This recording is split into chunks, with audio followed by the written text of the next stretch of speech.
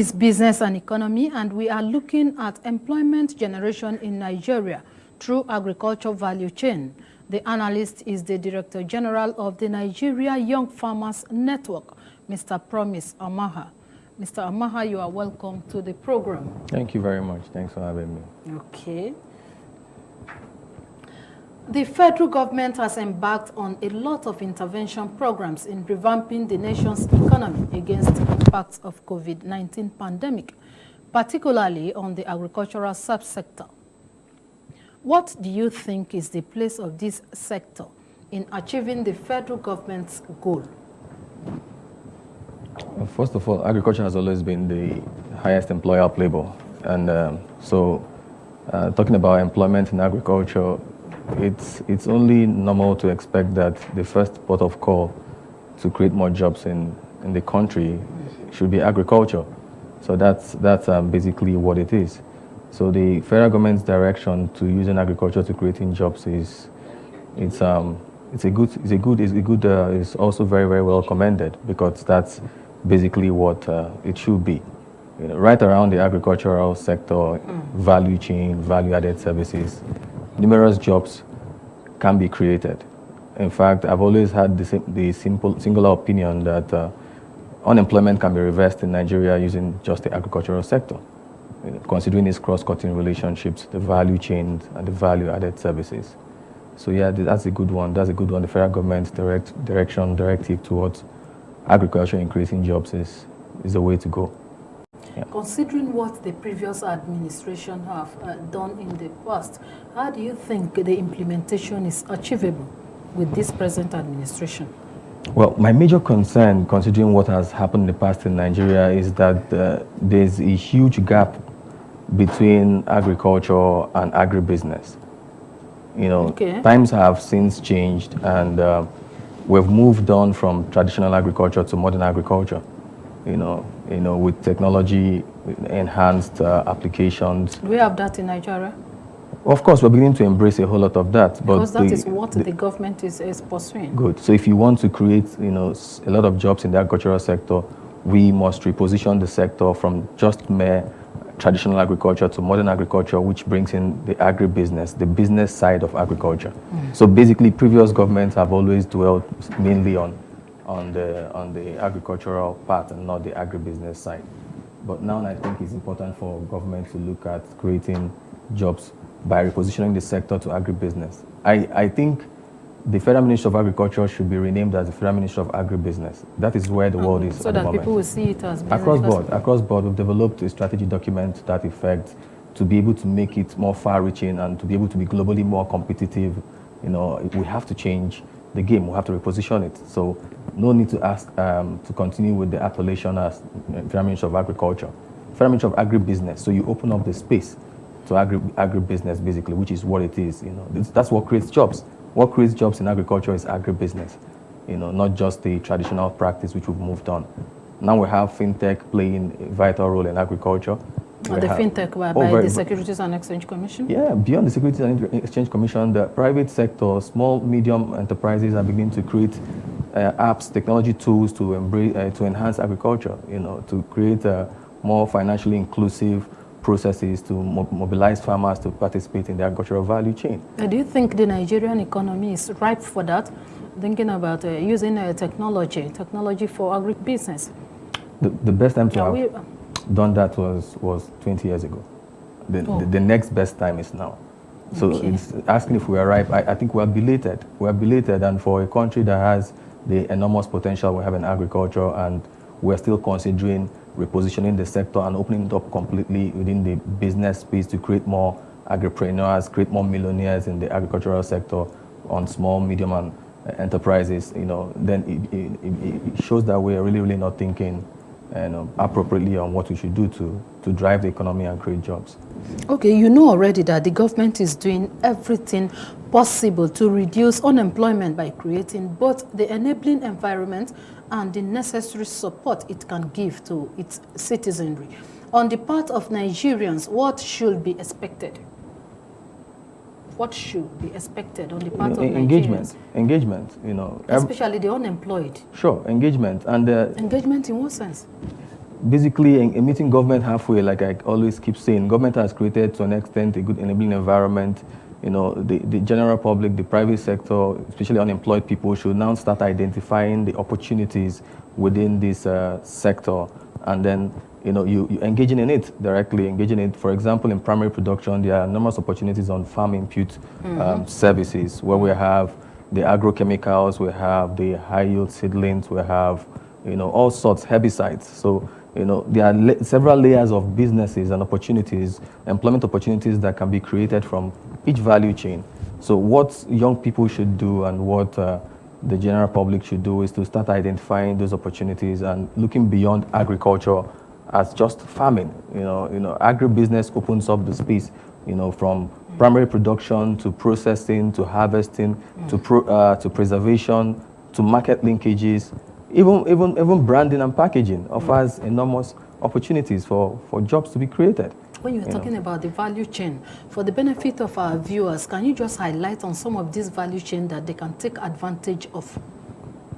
Okay, so I'll sound a bit uncommon, unconventional in my approach to the value chain, because value chain refers to several layers of processes that drive a system. We need to unbundle it. Everybody speaks about the value chain. What's exactly the value? What's exactly the value chain? Good. So for agriculture, for example, from the process of primary production. It's farming, so to say.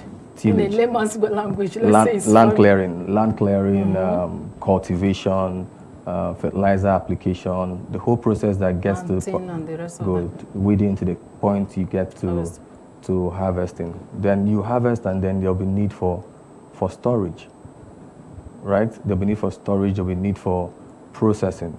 There are pre-processed techniques available. There'll be need for preservation, there'll be need for packaging. Then there'll be need for logistics to move this, farm products from farm gates to market, creating market accesses. Then there'll be need for incredible market linkages.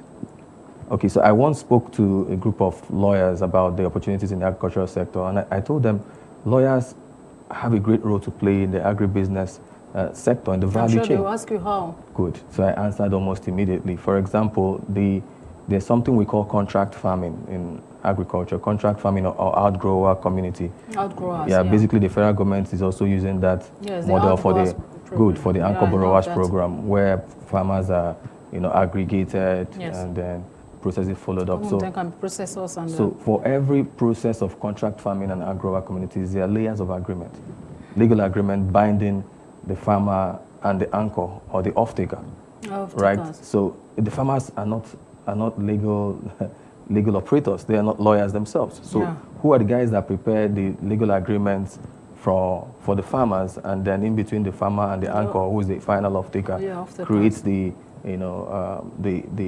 legal instruments to be able to make sure that nobody defaults in the process of primary production and off-taking.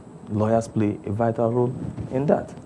So different activities within the value chain carry along different processes and engagement, from law, architecture, for example. Who would have believed that architects are major players in the agribusiness? Honestly, I was coming to ask you, what is the correlation in the whole of this value chain? Yeah, because now I'm going almost beyond the value chain and looking at value-added services. Since we're talking about employment, job creation, and employment generation. Good. So farmers are not trained to build farmhouses, storage facilities, structures, most of the infrastructures that aid agriculture and agribusiness, has to be the job of civil engineers, architects, and people within that space.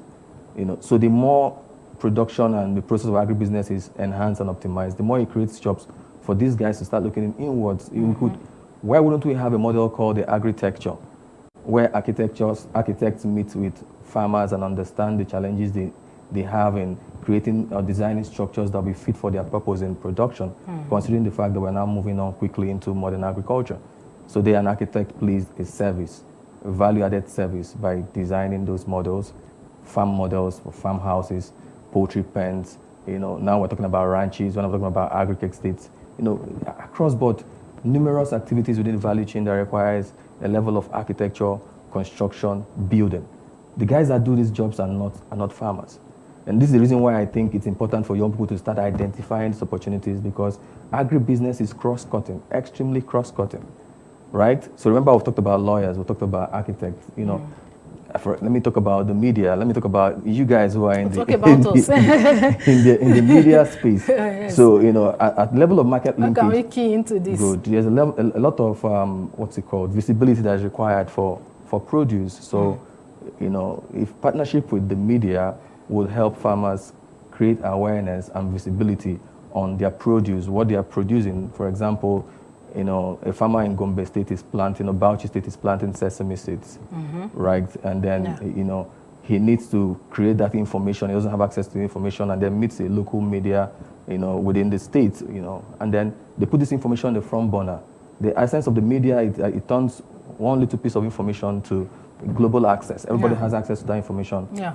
And people are being able to identify, to say, okay, this product is available in this place. How can we do this? So this synergy between different sectors, the media, logistics and haulage. For example, how do we move produce from farm to the exit point? To the market. Then you talk about logistics. Okay, storage, branding, seriously for branding, for small businesses, because we need to really unbundle the value-added services and be able to identify things that young people can do and start up, agribusiness startups. The Federal Ministry of Agriculture should be considering how to have an expo to talk about agribusiness startups. Okay. If you are talking about agribusiness startup, value chain, and the value added, to an ordinary Nigerian, which area can they key in order to create these employment opportunities that is being, is being pursued by the federal government? For example, a young graduate, after the NYSC, the normal thing to do is to begin to carry your certificates all around looking for a white-collar job, while there are various opportunities available in the agricultural subsector. Remember what I said from the onset is for the young Nigerian to identify the opportunity, because information is power. If you don't have this information, lack of knowledge is the greatest bane. So you need to identify, expose yourself to avail yourself of this information. And I'll give you a quick illustration about a young Nigerian engineer, for example. So, Nigeria imports most of their greenhouse farms from abroad. Till this point, I think we still import the fertilizers we use for greenhouse farming in Nigeria. There's no facility producing greenhouse fertilizers. I mean, the fertilizers produced by the government is not good enough for greenhouse agriculture. Good. Government produces, facilitates production of fertilizers for open field cultivation of pollination. But when you talk about greenhouse farms, we still import the fertilizers, because the fertilizers are different. They are a special kind of fertilizers. The process is called fertigation. Applying fertilizer and irrigation to be able to supply the greenhouse farms. The essence of saying this is not even to go too far into that, because that's a topic for some other day to discuss on how government can play a key role in opening up several sectors. Is that an engineer, is responsible for the design and construction of greenhouse farms. Okay, so let's just go on a break now. When we come back, we just look at the general, the Nigerian Young Farmers Network, Mr. Promise Amahah. We now go ahead with more discussion. Mr. Amahah, before we went on that break, you were trying to explain something on greenhouse agriculture. Can you just go into detail? Greenhouse farming. Okay, so because of the impact of climate change, greenhouse farming has become a lot more popular, because it's able to mitigate a few of the factors of climate change that is a global phenomenon, right? So what greenhouse farm does is to create the enabling environment which ordinarily should have been in open field. Instead of open fields, it's called agriculture in controlled environment. So the controls are put in such environments to be able to enhance production. So that's how greenhouse became popular, especially now that even the Ministry of Environment, Federal Ministry of Environment, is promoting climate smart agriculture. So but this is the missing link. I visited the Federal University, the University of Abuja recently, Gwagwalada, the one close by here, and I went to the agricultural department, and I saw a greenhouse farm carcass sitting right in front of the what's it called, of the Department of Agriculture. You understand? It was such a very poor site. I had to reach out to, I think, the head of Department of Agriculture to ask, what's going on here? You know, we were supposed to expect to come and see all green, lush green greenhouse at the home of the University for Agriculture. And he said to me, well, it was some of the students that were trying to put that together, and along the line they couldn't, and they abandoned it. So I told him, okay, what could be the reason why the students abandoned it? Who are these students? He said the students of the Department of Agriculture. So guess why that happened? Students of the Department of Agriculture do not have the technical competence to design and produce greenhouse farms. They don't. But right in that same university, you will have the Department of Engineering, where there would have been a collaboration between the Department of Agriculture and Department of Engineering to be able to create those structures, because they already learn design, they already learn computer-aided design and other things that the Department of Agriculture doesn't teach their students. They learn agronomy, they learn soil fertility and the rest of agroeconomics and the rest of them. Good. So it's a total departure. It's like, you know, so you can't put a square peg in a round hole and expect progress to be made.